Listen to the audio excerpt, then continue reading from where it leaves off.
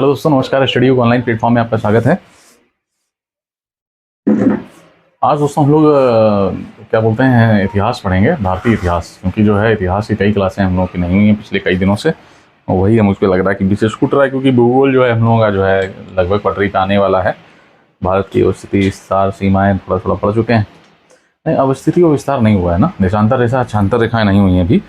और जो है विश्व के भूगोल में भी परिचय हो गया, भारत का भूगोल भी थोड़ा सा जो है आगे बढ़ चुका है। 2 3 4 5 क्लासें हो गई उसकी। हम लोग बात कम कर रहे हैं इतिहास पे, है ना। तो इतिहास में हम लोगों ने क्या क्या पढ़ लिया था। इतिहास में हम लोग जो है छंद पढ़ चुके थे, है ना। इतिहास में हम लोग छंद पढ़ चुके थे। तो छंद में हम लोगों ने पढ़ लिया था भारतीय इतिहास। कहाँ पे है यार, एक मिनट, क्या पढ़ाना है। भारतीय इतिहास ही पढ़ा था ना। प्राचीन भारत, प्राचीन भारतीय इतिहास के स्रोत, प्राचीन भारतीय इतिहास के स्रोत, है ना। प्राचीन भारतीय इतिहास के स्रोत, ये हम लोगों का चल रहा था टॉपिक, है ना। इसमें हम लोग जो है वो बात कर चुके थे छंद, कल्प, ज्योतिष, है ना। इसको लिख देते हैं, लिखें क्या, लिख देते हैं ना। लिख लो यार इसको, क्योंकि हमने इसको आधा ही बताया था। छंद, कल्प, ज्योतिष, छंद, कल्प, ज्योतिष, निरुक्त, निरुक्त, शिक्षा और व्याकरण, है ना। शिक्षा और व्याकरण है ना। तो ये हम लोगों के जो है वेदांग 6 थे ना। वेदांग, वेदांग, वेदांग थे। तो जिसमें हम लोगों ने छंद को जो है उसके पैर बताए थे, वेद के पैर बताया था। छंद को क्या बताया था, वेद के पैर, है ना। वेद के पैर। और कल्प को हाथ बताया था, वेद के हाथ, के हाथ। ज्योतिष को वेद की आंखें बताया था, वेद की आंख। और निरुक्त को कान बताया था ना, वेद के कान। शिक्षा को वेद का मुख बताया था, वेद का मुख। और वेद का नाक, व्याकरण को वेद का नाक, वेद की नाक, वेद का मुख, वेद के कान, वेद की आंख, हाथ पैर, है ना। ये बताया था हमने। तो जो हम लोग छंद पढ़ रहे थे, तो हम लोगों ने देखो छंद की जब बात, इसमें बता दिया था हमने कि जो है वेदांग, वेदांग होते हैं 6 प्रकार के होते हैं। जो छंद होते हैं वो वेद के पैर होते हैं, कल्प वेद के हाथ होते हैं, ज्योतिष वेद की आंख होती है, निरुक्त वेद के कान होते हैं, और शिक्षा वेद का मुख, व्याकरण जो है व्याकरण क्या किस काम आता है, व्याकरण जो है वेद की नाक होती है। तो आप ये देखो कि इसमें छंद जो है वैदिक साहित्य ने गायत्री, त्रिपुष्टक, लिख दो यहाँ पे ना। ये कहाँ पे काम आता है, वैदिक साहित्य में गायत्री, त्रिपुष्टक।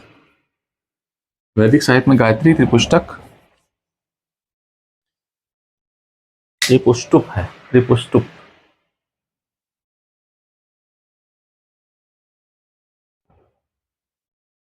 ऐसे नहीं लिखा जाएगा भाई, इसको ऐसे लिखा जाएगा, त्रिपुष्टुप। हालांकि प्रश्न यहाँ से एक ही दो आए हैं, एक ही दो प्रश्न बने। पिछले 30 साल के पेपर हमने उठा के देखा था, तो कहीं कहीं पे ये लगा कि हमको जब बेस पढ़ रहे हैं, जब हम लोग शुरू से चल रहे हैं, तो क्यों छोड़ें। इसलिए हम जो इसको लेके आ गए। जगती वृहति का प्रयोग किया गया, जगती और वृहति का प्रयोग किया गया, का प्रयोग होता है ना। जब हम लोग छंद की बात करते हैं तो वैदिक साहित्य में गायत्री, त्रिपुष्टक और जगती और वृहति का जो है प्रयोग होता है ना। वृहति का प्रयोग होता है। अब उसके बाद जो हम लोग बात कर रहे हैं वो हम लोग बात करेंगे कल्प की। कल्प जिसको वेद का बोलते हैं हाथ, कल्प को वेद का हाथ बोलते हैं। और इसमें वैदिक साहित्यों को, वैदिक कर्मकांडों को संपन्न कराने के लिए विधि का बताया गया है इसमें।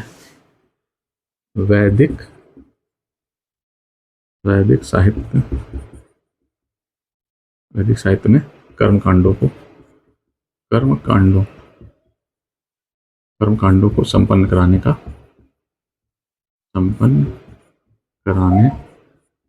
के मंत्र हैं।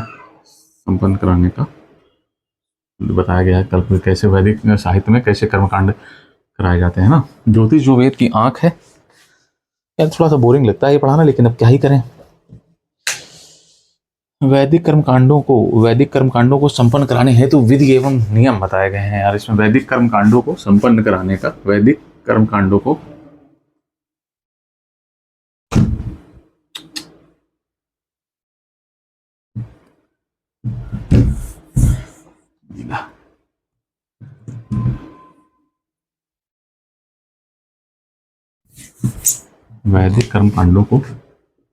वैदिक कर्मकांडों को संपन्न कराने के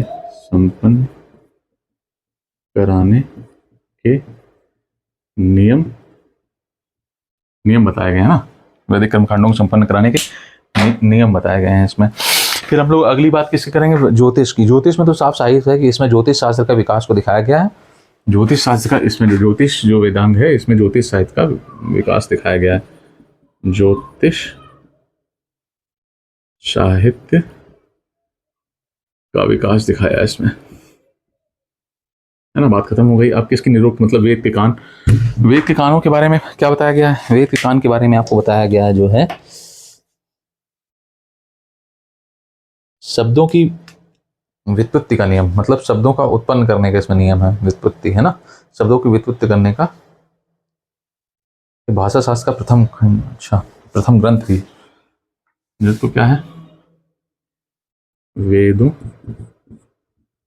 की नहीं वेदों की नहीं हुआ है, मतलब शब्दों की उत्पत्ति का, शब्दों की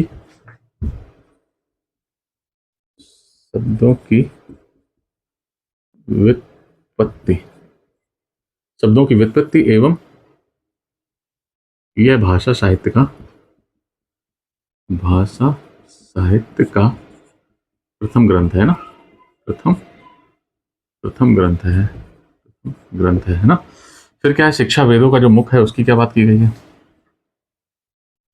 इसमें वैदिक वाक्यों को स्पष्ट उच्चारण हेतु इसका निर्माण हुआ है। वैदिक वाक्यों का स्पष्ट उच्चारण के लिए, वैदिक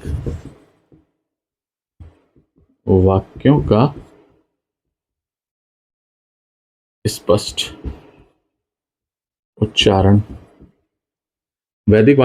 उच्चारण के लिए इसका जो है निर्माण हुआ। व्याकरण क्या है, वेद की नाक है। और इसको जो है अंतिम है इसमें नामों और धातुओं की रचना, इसमें नामों व धातुओं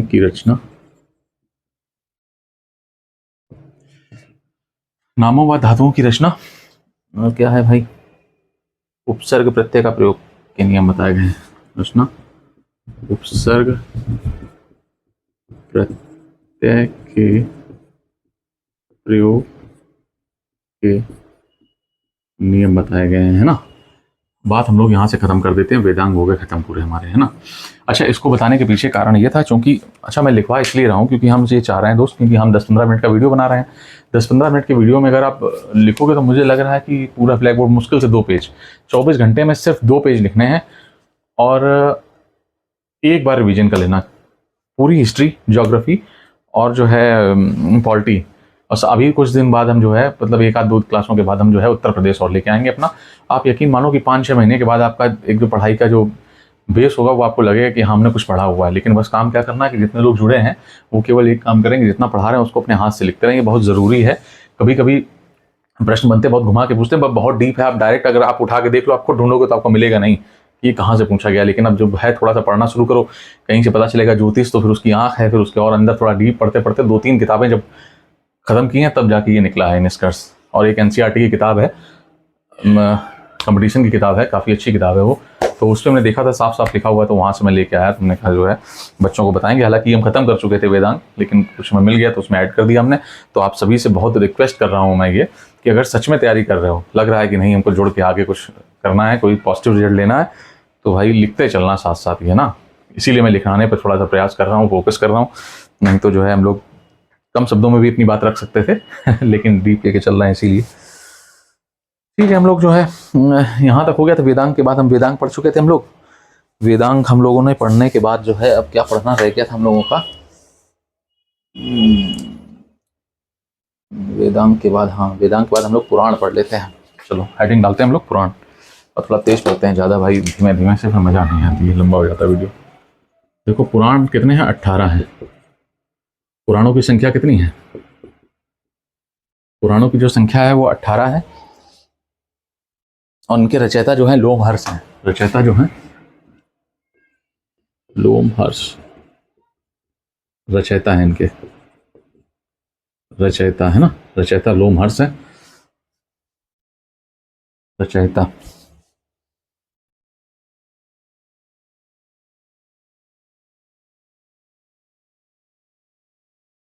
लोमहर्ष, इनके जो रचयिता हैं वो लोमहर्ष हैं, रचयिता लोमहर्ष है।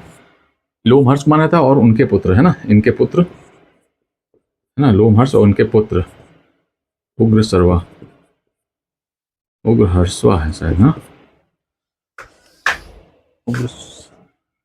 ये कैसे गलत हो गया है तो बहुत, उग्रसर्वा है ना। इन दोनों से जो है 18 पुराणों की जो है, और सबसे जो मत्स्य पुराण जो है, सबसे 18 पुराण है। अधिकांश पुराणों की रचना तीसरी और चौथी शताब्दी में हो गई थी ना, ठीक है ना, तीसरी से चौथी शताब्दी में, तीसरी या चौथी शताब्दी में इनकी रचना हो गई थी। अरे यार क्या करना, इनकी रचना हो गई थी। कब हो गई थी, तीसरी से चौथी शताब्दी में, है ना। और सबसे पुराना जो पुराण है वो मत्स्य पुराण है। मत्स्य पुराण, पुराण में क्या क्या बातें हैं, 18 संख्याएं हैं, पुराणों की 18 संख्याएं। रचयिता लोमवर्ग, उनके पुत्र उग्रसर्वा। छोटे छोटे एग्जामों में जैसे पेट में हो सकता है कि आ जाए डायरेक्ट, अब यूपीएससी से जब नहीं पूछता है तो पूछता है, फिर इसके अंदर पढ़ता है, वो भी हम लोग आगे पढ़ेंगे। फिर जो है रचयिता है वो, उनके जो रचयिता हैं वो लोमवर्ग हैं, उनके पुत्र अग्रसर्वा। इन दोनों को माना जाता है इनकी रचना तीसरी से चौथी शताब्दी में हो गई थी। और मत्स्य पुराण सबसे पुराना, सबसे प्राचीन पुराण है, सबसे प्राचीन पुराण है। बात हो गई खत्म। पुराण के बाद हम लोग रामायण की बात कर लेते हैं भाई। रामायण भी देख लो आप लोग, है ना। चलो यहाँ पे देख लेते हैं रामायण। इसकी रचना कब हुई थी, रामायण की जो रचना है, रामायण की रचना हो गई थी। रामायण एक आदि काव्य है, इसकी रचना दूसरी शताब्दी में हुई थी, है ना। ये रामायण जो है वो एक आदि काव्य है। दूसरी शताब्दी में इसका रचना हुई थी, दूसरी शताब्दी में इनकी रचना हुई थी। रचना भी लिखी दो भैया, नहीं तो, है ना। और ये संस्कृत में लिखा गया था, और किसने किया, वाल्मीकि ने लिखा था। वाल्मीकि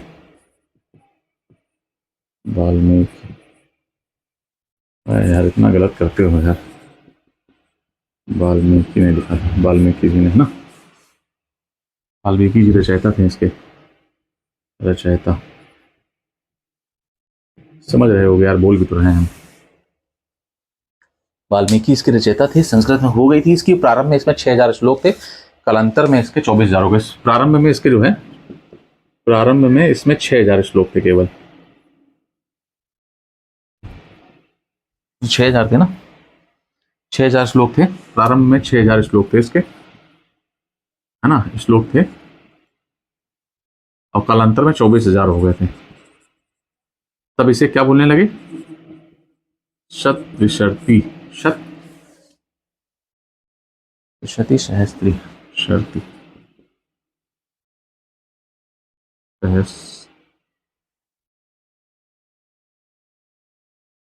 सहस्त्री भी कहा जाने लगा, है ना। तब इसे सहस्त्री कहा जाने लगा।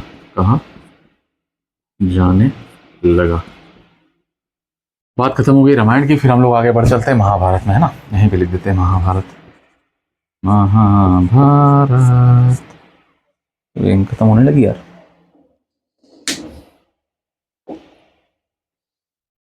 इस महाकाव्य की रचना चौथी शताब्दी के लगभग, चौथी शताब्दी में हो गई थी। चौथी शताब्दी में, चौथी शताब्दी में हो गई थी रचना। चौथी शताब्दी में हुई रचना इसकी।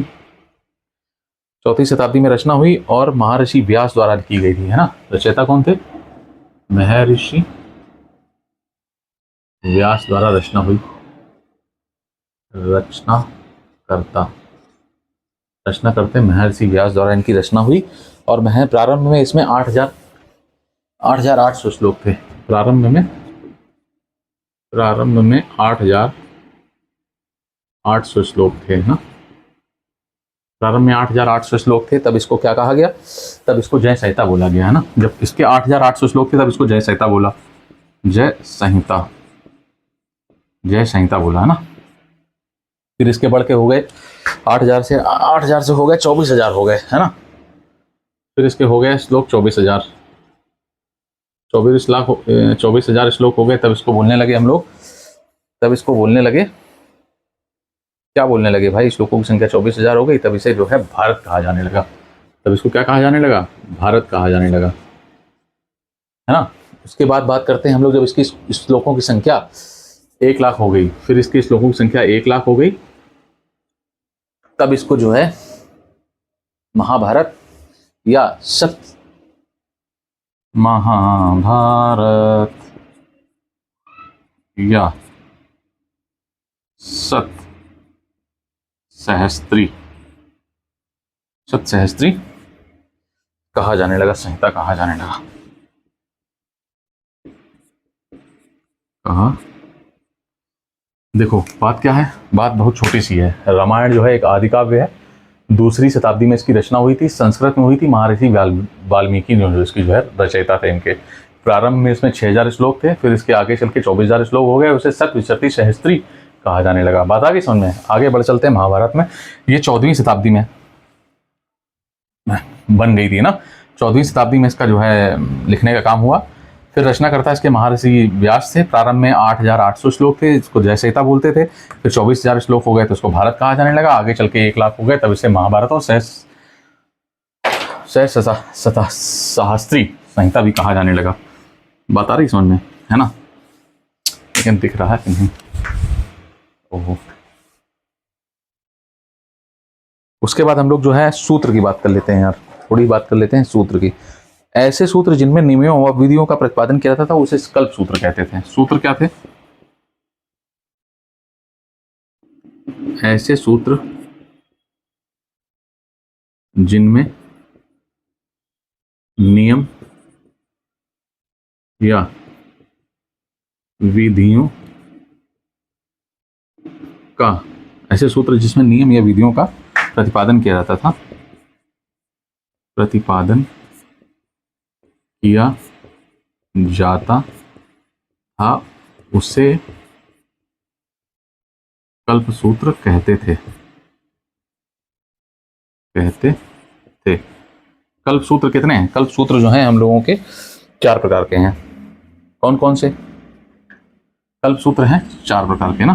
पहला है स्रोत, स्रोत सूत्र, ग्रह सूत्र, ग्रह धर्म, धर्म सूत्र, और एक और है शुल्ब सूत्र, शुल्ब सूत्र, है ना। अब इनके क्या क्या काम थे वो देख लेते हैं ना। यज्ञ संबंधी नियमों का उल्लेख इसमें किया गया है, यज्ञ संबंधी नियम का उल्लेख किया गया है इसमें। यज्ञ संबंधी, यज्ञ संबंधी नियम, ये किसके लिए था? यज्ञ संबंधी नियम के लिए था। और जो था ग्रह, मनुष्य एवं लौकिक परलौकिक कर्तव्यों के बीच में ना, मनुष्य एवं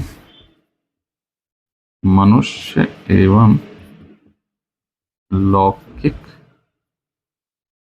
परलौकिक कर्तव्य के लिए, है ना। तीसरा जो था वो धर्म सूत्र है, सामाजिक, धार्मिक और राजनीतिक कर्तव्य के लिए।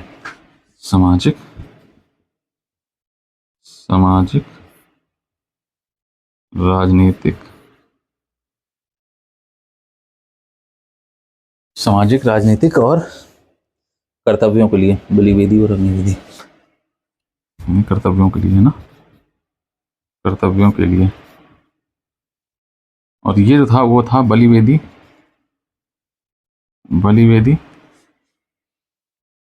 अग्निवेदी का उल्लेख किया गया है, होगा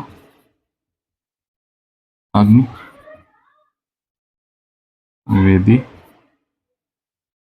का उल्लेख। इधर से दिख नहीं रहा होगा, लाइट चमक रही होगी, ऐसे खड़े होकर बता देता हूँ थोड़ा। देखो भैया क्या बात हुई, बात यहाँ से समझो। देखो पुराण थे वो, उनकी संख्या 18 थी। 3री-4थी शताब्दी में इसकी रचना हो गई। रचयिता थे लोमहर्ष व उनके पुत्र अग्रसर्वा, है ना। बात हो गई खत्म। मत्स्य पुराण सबसे प्राचीन पुराण है, बस इतना याद रखो। पुराणों की संख्या 18 है, मत्स्य पुराण सबसे प्राचीन है। लोमहर्ष और उग्रसर्वा ने इसको लिखा था। 3री से 4थी शताब्दी में इसका जो है निर्माण कार्य हुआ था।